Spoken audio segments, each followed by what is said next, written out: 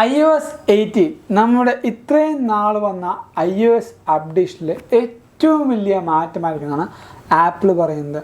അതിന് തൊട്ട് മുമ്പായിട്ട് എല്ലാ കൊല്ലവും ആപ്പിൾ റിലീസ് ചെയ്യുന്ന ആ ഒരു ആക്സസിബിലിറ്റി ഫീച്ചേഴ്സ് ഇപ്പോൾ ആപ്പിൾ റിലീസ് ചെയ്യുന്നുണ്ട്. ഇത് റൂമേഴ്സോ ലീക്സോ അല്ല, ഒഫീഷ്യലായിട്ട് ആപ്പിൾ തന്നെ നമുക്ക് പുറത്ത് തന്നിരിക്കുന്ന ആ ഒരു ലീക്സാണ്, അല്ലെങ്കിൽ പുറത്ത് തന്നിരിക്കുന്ന ആ ഒരു ലിസ്റ്റ് ഓഫ് ഫീച്ചേഴ്സാണ്. ഇനി എന്താണ് ആക്സസിബിലിറ്റി ഫീച്ചേഴ്സ് എന്ന് വെച്ചാൽ, നമുക്ക് ഇപ്പോൾ ഫിസിക്കലി ഒരു പ്രശ്നവുമില്ല, നമുക്ക് കാണാം, കേൾക്കാം, അതേപോലെ സംസാരിക്കാം, നമുക്ക് ഫ്രീ ആയിട്ട് നടക്കാം, നല്ല മൊബിലിറ്റി.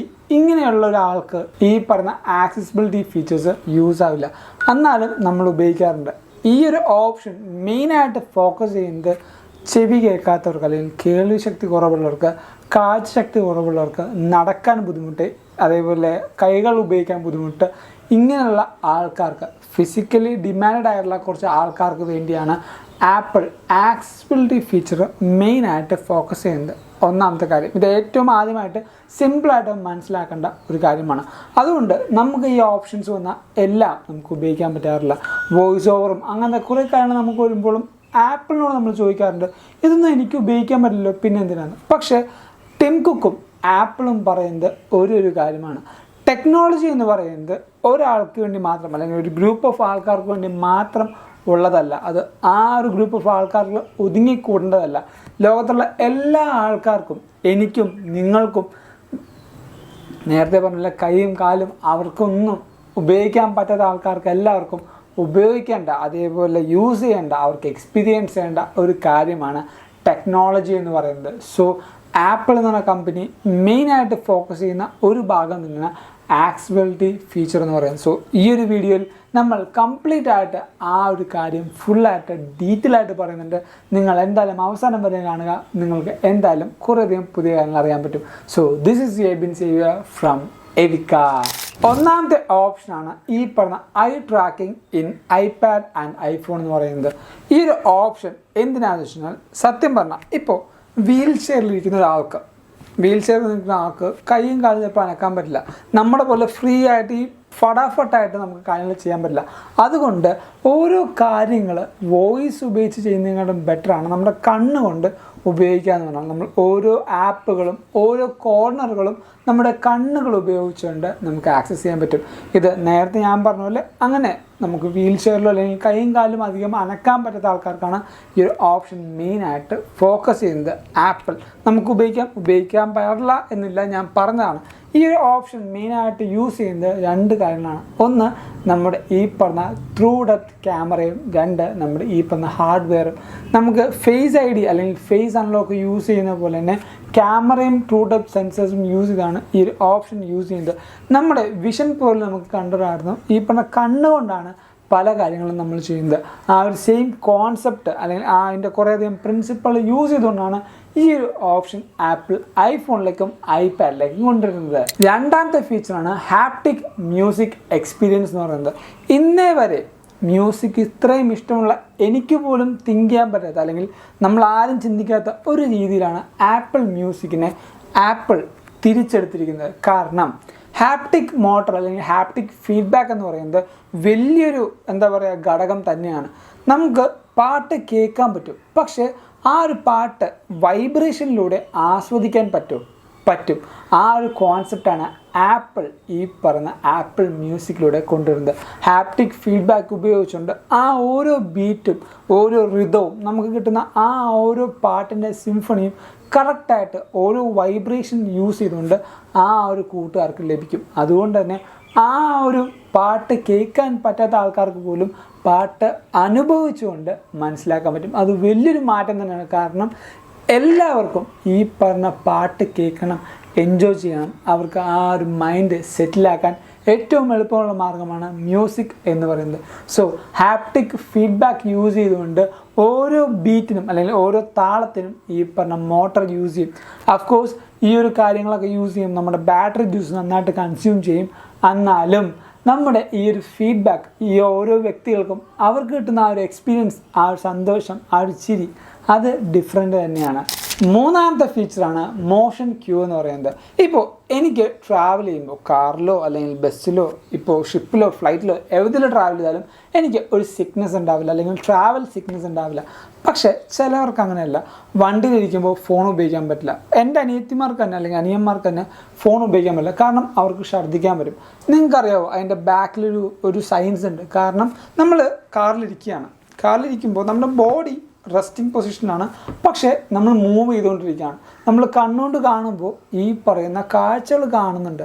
അപ്പോൾ ബ്രെയിൻ തിങ്ക് ചെയ്യും ലൈക്ക് റെസ്റ്റിംഗ് ആണ് എന്നാലും മൂവിങ് ആണെന്ന്. ആ ഒരു സാഹചര്യത്തിൽ നമ്മൾ ഫോൺ ഉപയോഗിക്കുമ്പോൾ എന്താണ്, ഫോൺ സ്റ്റില്ലാണ്. ഫോണിൽ ഒരു കാര്യങ്ങളും മാറുന്നില്ല, അതായത് ഫോൺ ഓടുന്നില്ല, ഫോൺ ഈ പറഞ്ഞ കുലുങ്ങുന്നില്ല, ഒരു കാര്യമില്ല. ഫോണിൽ എന്താണ് നമ്മൾ നോക്കുന്നത് ആ ഒരു കാര്യം മാത്രം കോൺസ്റ്റൻ്റായിട്ട് അവിടെ ഇരിക്കുകയാണ്. സോ ബ്രെയിൻ കൺഫ്യൂസ്ഡ് ആകുമ്പോൾ നമ്മൾ സൗണ്ട് കേൾക്കുമ്പോൾ കാറിലിരിക്കുമ്പോഴും ബൈക്കിലിരിക്കുമ്പോഴും നമ്മൾ ട്രാവൽ ചെയ്യുന്നുണ്ട്. പക്ഷേ ഈ പറഞ്ഞ ഫോണിലേക്ക് നോക്കുമ്പോൾ നമ്മുടെ കണ്ണ് നോക്കുമ്പോൾ നമ്മൾ ഇരുന്ന സ്ഥലത്ത് തന്നെയാണ് ഇരിക്കുന്നത്. ആ ഒരു കൺഫ്യൂഷൻ ബ്രെയിനിന് വരുമ്പോഴാണ് നമുക്ക് തലവേദന, അതേപോലെ ഛർദ്ദിക്കാൻ വരിക, അങ്ങനെ കുറേയധികം ബുദ്ധിമുട്ടുണ്ടാവുക. ആ ഒരു ബുദ്ധിമുട്ട് മാറ്റാൻ വേണ്ടി ഈ പറഞ്ഞ സ്ക്രീനിൽ ഒരു മോഷൻ ആപ്പിൾ കൊണ്ടുവരും. ആ ഒരു മോഷൻ കൊണ്ടുവരുമ്പോൾ തന്നെ നമ്മൾ ഫ്രണ്ടിലേക്ക് പോകുമ്പോൾ ആ ഒരു കുറേയധികം ഡോട്ട്സുകൾ ഉണ്ടാവും. ഈ ഡോട്ട്സുകളെല്ലാം മൂവ് ചെയ്യാൻ പോകും. നമ്മൾ ബ്രേക്ക് പിടിക്കുമ്പോൾ അതനുസരിച്ച് ഫ്രണ്ടിലേക്ക് പോകുമ്പോൾ അതനുസരിച്ച് ലെഫ്റ്റും റൈറ്റും എടുക്കുമ്പോഴും ആ ഒരു ഡോട്ട്സ് ഇങ്ങനെ മാറിക്കൊണ്ടിരിക്കും. സോ കണ്ണ് നോക്കുമ്പോൾ ഈ ഓരോ ഡോട്ട്സ് മാറുമ്പോൾ നമ്മൾ മൂവ് ചെയ്യുന്ന പോലെ നമുക്ക് ഫീൽ ചെയ്യും. നമ്മുടെ ബ്രെയിനെ ട്രിക്കി ആക്കാൻ വേണ്ടിയാണ് ആപ്പിൾ മോഷൻ ക്യൂ എന്ന ഓപ്ഷൻ കൊണ്ടുവരുന്നത്. അത് എല്ലാവർക്കും യൂസ് ചെയ്യാൻ നല്ലൊരു കാര്യം തന്നെയാണ്. എൻ്റെ സിസ്റ്റേഴ്സിനും എനിക്കും എൻ്റെ ബ്രദറിനും ലോകത്തുള്ള എല്ലാവർക്കും മോഷൻ സിക്നെസ് മാറ്റാനല്ല റെഡ്യൂസ് ചെയ്യാനായിട്ട് ഈ ഒരു ഓപ്ഷൻ നന്നായിട്ട് ഹെൽപ്പ് ചെയ്യും. നമ്മൾ മോഷൻ ക്യൂവിനെ പറ്റി പറഞ്ഞു, ട്രാവൽ ചെയ്യുമ്പോൾ ഉപയോഗിക്കുന്ന ആ ഒരു ഓപ്ഷൻ. അതിനെ കറസ്പോണ്ട് ചെയ്യുന്ന അല്ലെങ്കിൽ അതിനെ യൂസ് ചെയ്യുന്ന വേറൊരു ആക്സസിബിലിറ്റി ഫീച്ചറാണ് ഈ പറഞ്ഞ കാർ പ്ലേ ഇൻ്റഗ്രേഷനിൽ വരാൻ പോകുന്നത്. കാർ പ്ലേയിൽ വരാൻ പോകുന്ന ഓപ്ഷൻ എന്താണെന്ന് വെച്ചാൽ നമുക്ക് ഇനി മുതൽ സൗണ്ട് റെക്കഗ്നേഷൻ കാർ പ്ലേയിൽ ലഭിക്കും. എന്താണ് സൗണ്ട് റെക്കഗ്നേഷൻ എന്ന് വെച്ചാൽ, നമുക്ക് വീട്ടിൽ ഇപ്പോൾ ഫ്ലാറ്റിലും പുറത്തൊക്കെ നമുക്ക് പുറം രാജ്യങ്ങളിലെല്ലാം നമുക്ക് വീട്ടിൽ അലാറം ഉണ്ടാവും. നമ്മുടെ ഫ്ലാറ്റ്സിലൊക്കെ ഉണ്ട്. ഈ അലാറം അടിക്കുന്നത് എപ്പോഴൊക്കെയാണ്, ചിലപ്പോൾ എന്തെങ്കിലും ഫയർ വരുമ്പോൾ, വീട്ടിൽ തീ പിടിക്കുമ്പോൾ, അതേപോലെ പെട്ടെന്ന് എന്തെങ്കിലും എമർജൻസി വരുമ്പോൾ, അങ്ങനെ എന്തെങ്കിലും എമർജൻസി വരുമ്പോൾ ഓരോ സൗണ്ടുകൾ പ്രൊഡ്യൂസ് ചെയ്യും. ഓരോ ബിൽഡിങ്ങിലും നമ്മുടെ നാഷണൽ സെക്യൂരിറ്റി ഭാഗമായിട്ടൊക്കെ കുറേ സൗണ്ടുകൾ പ്രൊഡ്യൂസ് ചെയ്യും. ഇനി അതൊന്നും വേണ്ട, നമ്മുടെ വീട്ടിലൊരു ബേബി ഉണ്ട്, ബേബി കരയുമ്പോൾ നമ്മളെങ്ങനെ മനസ്സിലാക്കും? അതേപോലെ നമ്മുടെ വീട്ടിലൊരു ഡോഗ് ഉണ്ട്, ഈ ഡോഗ് ബാർക്ക് ചെയ്യുമ്പോൾ നമ്മളെങ്ങനെ മനസ്സിലാക്കും? ഐഫോൺ അതിൻ്റെ അടുത്ത് വെച്ചിട്ടുണ്ടെങ്കിൽ, ഇപ്പോൾ ഒരു ബേബി ഉണ്ടെന്ന് കരുതുക, ആ ഒരു ബേബിയുടെ അടുത്ത് നമ്മൾ സൗണ്ട് റെക്കഗ്നേഷൻ ഓൺ ചെയ്തിട്ട് ഒരു ഐഫോൺ വെക്കുകയാണെങ്കിൽ ബേബി ഉറങ്ങി എണീക്കുമ്പോൾ കരയും.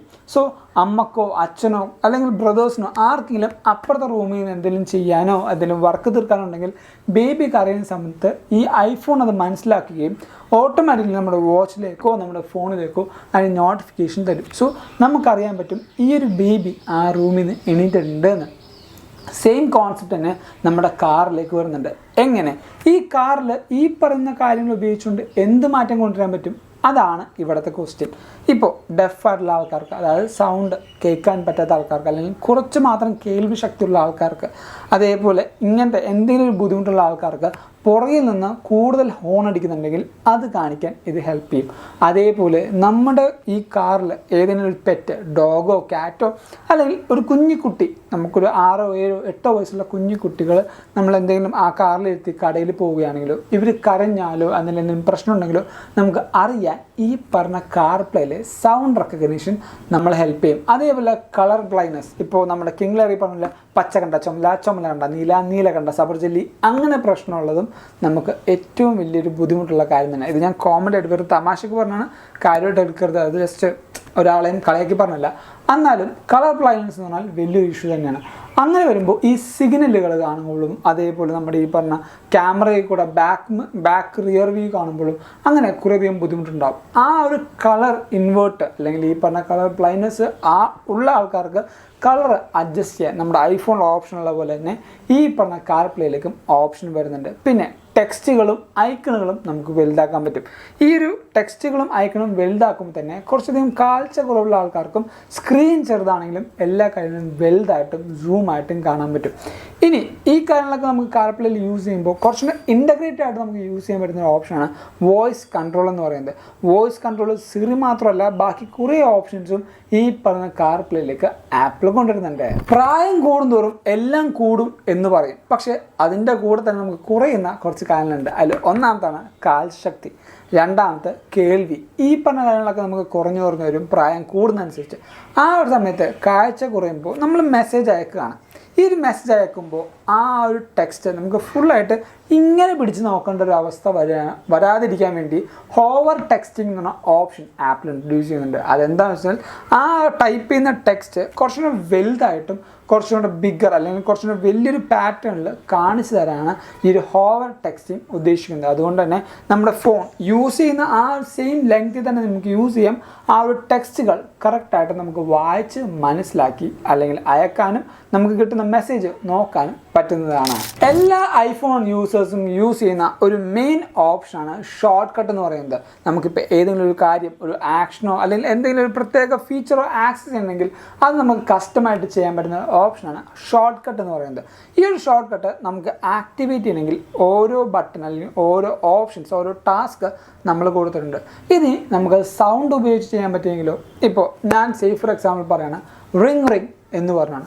ഈ റിംഗ് എന്ന് പറയുമ്പോൾ ഒരു സ്പെസിഫിക് കോൺടാക്റ്റിലേക്ക് കോള് പോവുകയാണ്, അല്ലെങ്കിൽ ഞാൻ പ്രത്യേകിച്ച് വേറെ ഒരു ട്യൂൺ അല്ലെങ്കിൽ ഒരു സൗണ്ട് ഉണ്ടാക്കുകയാണെങ്കിൽ ആ ഒരു സൗണ്ട് റെക്കഗ്നൈസ് ചെയ്ത് ആ ഒരു ആക്ഷൻ അല്ലെങ്കിൽ ആ ടാസ്ക് ആപ്പിൾ ഓട്ടോമാറ്റിക്കലി ചെയ്യുന്നതാണ്. ഈ ഒരു വോയിസ് ഷോർട്ട് കട്ട് എന്ന് പറയുന്ന ഓപ്ഷൻ ഉപയോഗിച്ചുകൊണ്ട് നമ്മുടെ വോയിസ് തന്നെ ഉപയോഗിച്ചുകൊണ്ട് നമുക്ക് പല ടാസ്കുകളും, അതും കോംപ്ലക്സ് ആയ ടാസ്കുകൾ ഈസി ആയിട്ട് ചെയ്യാൻ പറ്റും. ആൻഡ് സൗണ്ടിൻ്റെ കാര്യങ്ങൾ പറഞ്ഞുകൊണ്ട് തന്നെയാണ് നമ്മുടെ പേഴ്സണൽ വോയിസ് എന്ന ഓപ്ഷൻ iOS 17 ആപ്പിൾ കൊണ്ടുവന്നാണ്. ഏകദേശം ഒരു 30 മിനിറ്റ് 20-30 മിനിറ്റ് നമ്മൾ വായിച്ച ഒരു വലിയ നീണ്ട സ്ക്രിപ്റ്റ് വായിച്ചാൽ മാത്രമായിരുന്നു നമ്മുടെ സൗണ്ട് ഈ ഒരു ഐഫോൺ റീക്രിയേറ്റ് അല്ലെങ്കിൽ മിമിക്ക് ചെയ്യുമായിരുന്നുള്ളൂ.